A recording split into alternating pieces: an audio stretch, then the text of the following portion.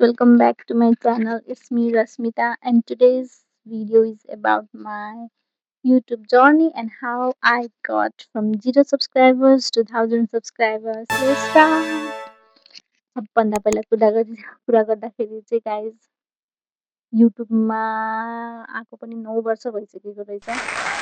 Just हिजो बेलुका भर्खरै थाहा पाएँ यही भिडियो बनाउने सिलसिलामा। Okay, let's move on to topic है त। युट्युबको कुरा गर्दाखेरि चाहिँ मैले 9 वर्ष अगाडि जस्ट ऱ्यान्डमली हामी चाहिँ डान्स पर्फर्मेन्स स्टेज पर्फर्मेन्स गरेका थियौँ। अनि just for not for views कि मेरो सब्सक्राइबर्स आउँछ, भ्युज आउँछ यो भन्ने सोचेको थिएन। Like I was in 11 or 12 क्लासमा कतिमा थिएँ। नर्मली जस्ट फर मेमोरी युट्युबमा राख्यो भने चाहिँ मेमोरी हुन्छ, पछिसम्म पनि हेर्न पाइन्छ भन्ने सोचले चाहिँ युट्युबमा अपलोड गरेर राखेको थिएँ। अनि त्यही डान्स भिडियो पोस्ट गरिसकेपछि चाहिँ कति समयपछि चाहिँ गाइज बल्ल युट्युब एकदम धेरै भइरह्यो होइन। लाइक सबजनाले युट्युब बनाउने, युट्युबबाट अर्निङ गर्ने, युट्युबबाट युट्युब चल्न थाल्यो। त्यसपछि अनि यसो सोच्दाखेरि नि मेरो साथी सन्चिता र म हामी पनि वाइ कान्ट वी डु होइन।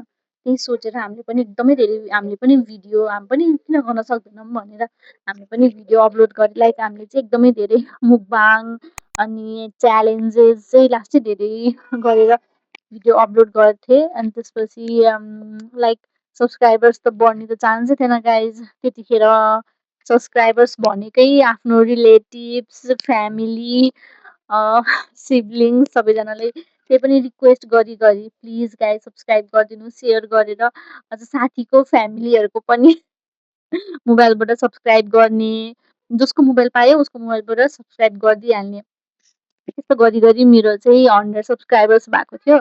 अनि गुगलबाट जिमेलमा मेरो 100 सब्सक्राइबर्सको मेल आएको थियो। You got congratulation you got 100 subscribers भनेर। त्यति हुँदा पनि एकदम धेरै खुसी भएको थियौँ। लाइक त्यसपछि पनि हामीले भिडियो चाहिँ हाल्दै गऱ्यौँ। नट रेगुलरली चाहिँ भिडियो हाल्ने टाइम हुन्थेन हामीसँग, किनकि because of our work and study हामी पढि पनि रहेको थियौँ। हामीसँग टाइम हुन्थेन।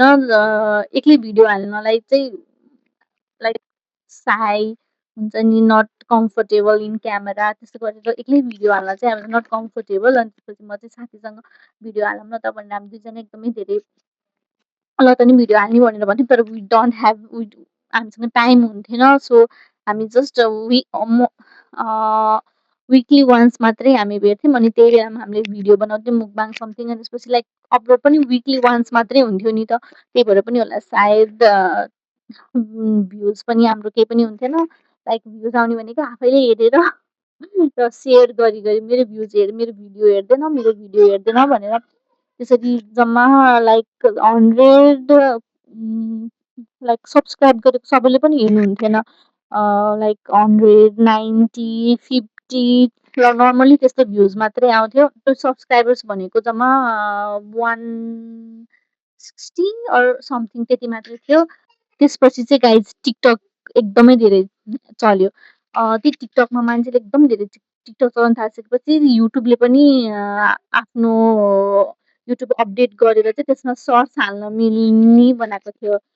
लाइक युट्युबमा चाहिँ सर्ट्समा चाहिँ एकदम धेरै पिओभी चाहिँ एकदमै धेरै आउँथ्यो मेरो फिडमा चाहिँ।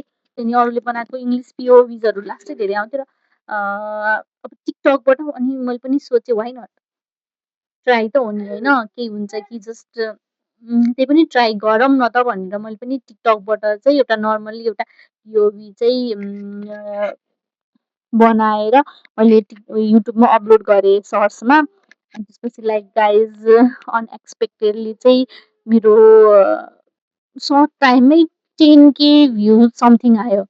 लाइक अनि एकदमै सक भएको थियो। लाइक आउँदो रहेछ भनेपछि त हाम्रो पनि आउँदो रहेछ। त्यसबाट पनि मेरो कति लाइक 10देखि समथिङ कति त्यो एउटा अपलोडबाट मेरो नट ओन्ली भ्युज सब्सक्राइबर्स पनि बढ्यो। लाइक 10देखि कतिसम्म बढ्यो। अनएक्सपेक्टेड नै भयो नि त, किनकि त्यो जुन जति 160 सब्सक्राइबर्स थियो त्यो सबै चिनेको मान्छेको थियो। लाइक सब रिलेटिभ्स, आफैले गर्दैन भनेको सब्सक्राइबर्सहरू हुनुहुन्थ्यो।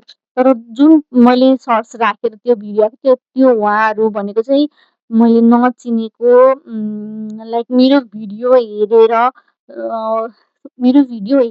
चाहिँ सब्स्क्राइब गर्नुभएको सब्स्क्राइबर्सहरू हुनुहुन्थ्यो त्यो चाहिँ र कहिले पनि नआउने मान्छेको अब एक्कासित चाहिँ आउँदाखेरि चाहिँ एकदम धेरै सक नै पर्थेँ। अनि लाइक अनि त्यसपछि आई फिल कि आई थिङ्क अब आफूलाई थाहा हुँदैन कि मेरो युट्युबबाट चाहिँ कस्तो खालको भ्युवर्सहरू हुनुहुन्छ भनेर थाहा हुँदैन आफूलाई। अभियसली थाहा हुँदैन भिडियो राख्दै गइसकेपछि कुन दिन एकचोटि भाइरल भइसकेपछि बल्ल थाहा हुने हो नि त कस्तो टाइपको हुन्छ र। अनि बल्ल मलाई थाहा भयो कि मेरोमा चाहिँ सर्ट्स हाल्यो भने चाहिँ लाइक इङ्ग्लिस पिओभी हाल्यो भने चाहिँ भ्युज आउँदो रहेछ भनेर बल्ल मलाई थाहा भयो। त्यसपछि मैले एकदमै पिओभी हाल्न थालेँ, लाइक नट रेगुलरली हाल्थिनँ गाइस, त्यो पनि मैले त्यसपछि पनि मैले रेगुलर चाहिँ हालिनँ, which was my mistake.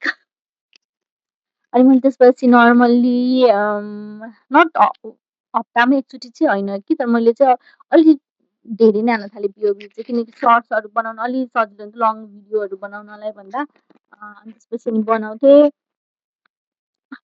Upload गर्दै लाइक हप्तामा 2-3 चोटि चाहिँ नर्मली म्याक्सिमम चाहिँ मैले हप्तामा 4 देखि 5 वटा भिडियो चाहिँ अपलोड गर्थेँ नै। अनि त्यसपछि चाहिँ सबै भिडियोमा लाइक आउन थाल्यो अनि एकदम धेरै धेरै धेरै आउँदाखेरि like sometimes 74K, sometimes 60K, sometimes 40K यति धेरै भ्युज आउन थाल्यो। अनि त्यसपछि मेरो सब्सक्राइबर्स पनि एकदमै धेरै बढ्दै जानुभयो। त्यही सर्ट्सकै कारणले गर्दाखेरि चाहिँ मेरो 1K फाइनली, अनि त्यसपछि मेरो 1K सब्सक्राइबर्स भयो guys. And we celebrated 1K subscribers पनि, त्यो भिडियो पनि छ मसँग। मैले सर्ट्स हालेँ पनि मैले लङ भिडियो चाहिँ कहिले पनि छुट्टादिनँ, लाइक नर्मली कहिले भ्लग गर्ने, कहिले के गर्ने, लङ भिडियो चाहिँ हालिरहेको थिएँ, तर मेरो लङ भिडियो कहिले पनि भ्युज चाहिँ आएन गाइज। यही नै थियो मेरो how I get 0 subscribers to 1000 subscribers. अनि त्यसपछि अब चाहिँ मैले चाहिँ अब न्यू स्टार्ट गर्न गइरहेको छु, like daily I'm trying my best to upload daily एउटा न एउटा चाहिँ लङ भिडियो पनि अपलोड गर्छु भनेर सोचिरहेको छु। होप इट्स गना work. Thank you for watching my video, and please don't forget to like, comment and subscribe my channel. Bye bye, love you all.